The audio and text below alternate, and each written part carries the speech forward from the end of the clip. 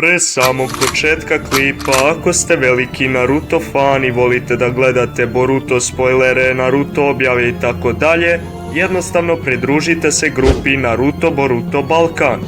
Grupa trenutno broji 583 člana, pa hajde da je poguramo do 650, čisto eto radi zabave.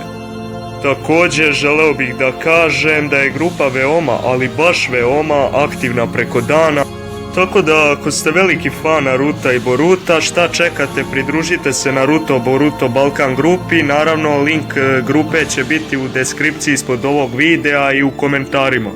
Inače, današnja tema klipa je top 10 zanimljivih činjenica o Orochimaru, tako da možemo da krenemo na intro.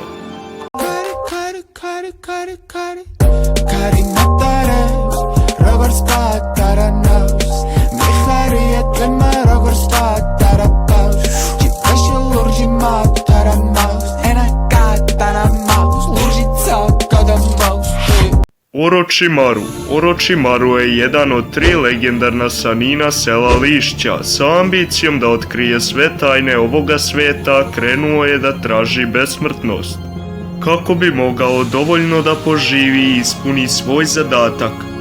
Nakon što je uhvaćen na vršenju eksperimenata na svojim sugrađanima zarad besmrtnosti, biva prinuđen da zauvek napusti selo.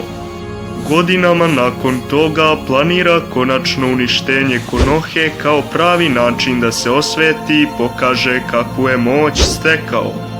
Nakon što je poražen od Sasukea Uchihe, počinje da kroz Kabuta posmatra Sasukea, shvatavši da je njegov pristup pogrešan. Kada ga je Sasuke oslobodio, stupa u borbu protiv desetorepog demona Džubija i odbranu sela, priznavši svoju grešku. Po završetku 4. Shinobi rata prestaje sa vršenjem kriminalnih radnji.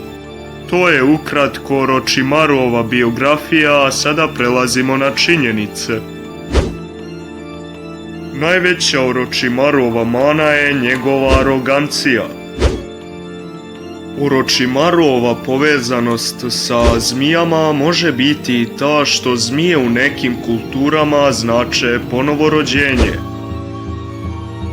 Orochimaru misli da Sasukeov Sharingan može prevazići Itachijev. Orochimaru ima sina koji se zove Mitsuki. Njegov sin ne zna da li mu je Orochimaru otac ili majka. Orochimaru je bio smatran za dečaka koji se pojavljuje samo jednom u svojoj generaciji.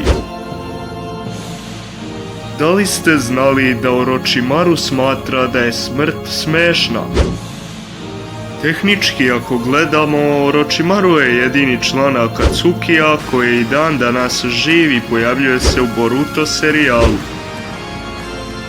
Orochi znači serpentina, mitsko biće koje predstavlja zmiju sa 8 glava, a Maru je sufiks koji se dodaje na muška imena. Kad ta dva sastavimo, dobijemo ime Orochimaru. Orochimaru ima ukupno 11 čakra izdanja. Orochimaru je rođen 27. oktobra i trenutno sad u Borutu ima 70 godina. I to bi bilo to, ljudi, što se tiče ovog klipa. Ako vam se svideo klip, obavezno bacite like i subscribe zato što je besplatno i čisto da bi me podržali u radu kojem radim. Naravno, pišite u komentarima kako vam se svideo klip i edit i da li treba šta da se popravi. Inače, do sljedećeg klipa, peace!